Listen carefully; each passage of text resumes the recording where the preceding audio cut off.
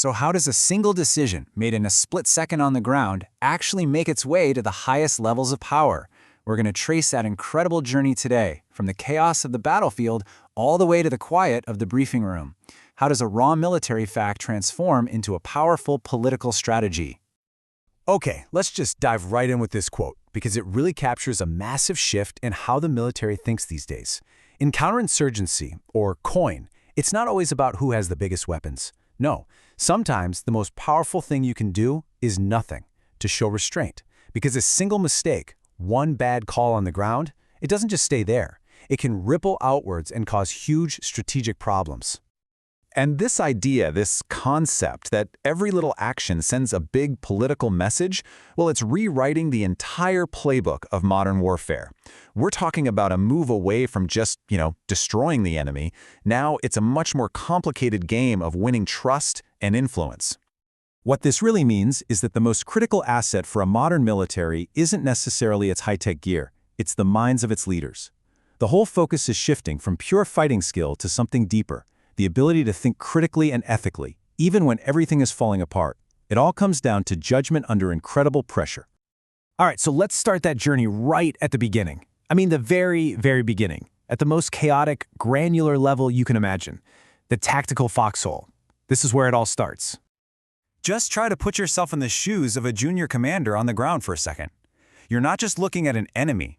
You're trying to figure out the terrain, you've got civilians nearby, and you have no idea what the enemy is truly capable of. At the same time, lawyers are watching, the media is watching, and you're worried about your own supply lines. It's just a total information overload. And all that chaos, all those variables, it has to get boiled down. It gets compressed into a simple, neat little report that starts its journey up the chain of command. The messy, human reality of the foxhole becomes a clean data point. A thought like, I think there might be civilians in that building, gets flattened into a risk percentage, and suddenly the situation is just, well, on paper, it's ambiguous. So where does this simplified little data point go? Well, it starts climbing a very specific ladder. It's called the command continuum, and it's the structure that connects the battlefield all the way to that top-level briefing room. Now, this ladder has three main rungs. Down at the bottom, you've got the tactical level. This is all about the immediate fight. We're talking minutes and hours. Then in the middle, you have the operational level. This is where different tactical actions get woven together into a larger campaign over days or even weeks. And then, way up at the top, you have the strategic level. This is where all the military action has to line up with the big, long-term political goals of the nation. Now here's where it gets really fascinating. It's a two-way street. As that raw information travels up the ladder, it gets shorter, simpler, compressed. That on-the-ground report of, we think there are civilians, might become medium risk of collateral damage by the time it hits the top. But when the orders come down, they do the opposite. They expand, getting more and more detailed with each step down the ladder. So how does this actually play out in the real world? Let's take a look at a fantastic case study, India's Balakot airstrike back in 2019. It is a masterclass in how a military fact gets translated into a strategic story. You see, the raw military data from that strike, what targets were hit, what was used, the damage assessment, it didn't just get emailed to the Prime Minister. No way. It had to pass through all these institutional filters, committees like the Chiefs of Staff and the National Security Council.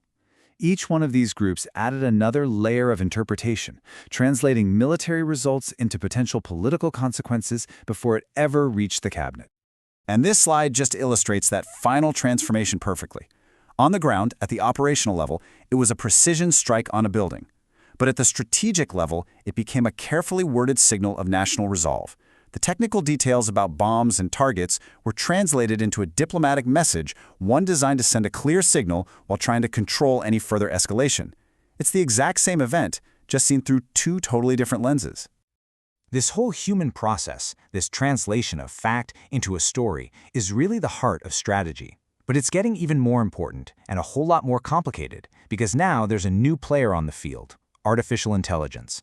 And AI is forcing a complete rethink of what makes a good military leader. The new skill, the one that everyone's talking about, is something called epistemic fluency. Now, I know that sounds super academic, but it's a really simple, powerful idea. It's not about what you know anymore, it's about how you know it's true. It's the ability to question your own information, to evaluate where it came from, and to make a solid call when you just don't have all the answers. It's the skill that lets a commander hear situation ambiguous and immediately ask, okay, but how old is that intel? Whose point of view are we missing here? You can think of it in contrast to digital fluency, which is basically just being good with computers and tech. And that's great, it's useful, but it's not enough anymore. The leader of tomorrow needs epistemic fluency, the ability not just to use the tools, but to question the tools. They need to be comfortable with uncertainty and focus on human judgment, not just on how fast an algorithm can spit out an answer. So here's the bottom line. When a machine can memorize every military doctrine ever written and recall any fact in a nanosecond, the value of a human commander isn't in their memory. It's in their judgment. It's in their moral compass. It's in the ethical filter they provide. All the things an algorithm just doesn't have. So if you want to create this new type of leader, military education itself has to change. It can't be about memorizing the right answers from a book anymore. It has to be about learning how to ask the right questions. And that's why military doctrine isn't seen as some static rulebook gathering dust on a shelf. It's a living, breathing process. It's this continuous loop of learning and adapting. You take experience from the field, you reflect on it, you turn it into new ideas, you test those ideas, you apply them, and then the whole loop starts over again as the world keeps changing. It's a system that's designed to learn, not just to know. Which of course brings us to the final massive question. In an age of algorithmic warfare, as machines get smarter and faster, is our uniquely human ability to adapt, to judge, to learn on the fly, is that still our decisive advantage? Can our minds continue to outmaneuver the very machines that we ourselves have created? That's the question we have to grapple with.